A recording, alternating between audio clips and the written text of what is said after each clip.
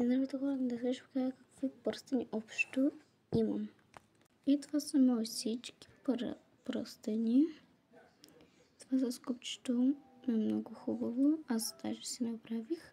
Това е най-бързо ми приятелка, тя ги направила. И да знаете, че ето това в тъмното светло се не мога да го покажа. Ето къде е. Така. Както и тук имам. Ето така.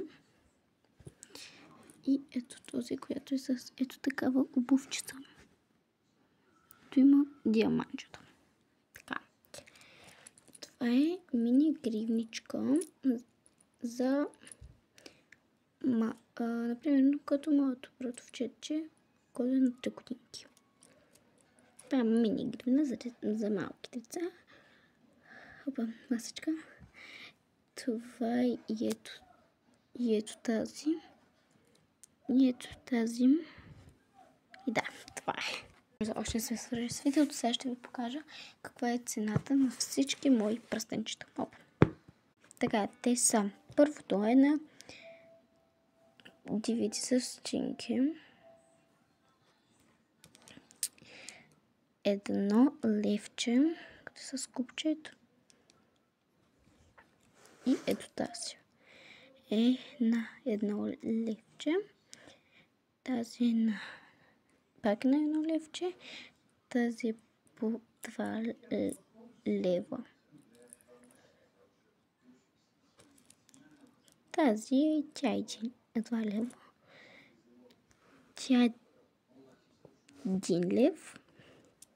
2 лева, защото има признак на безкрайна любов. Да.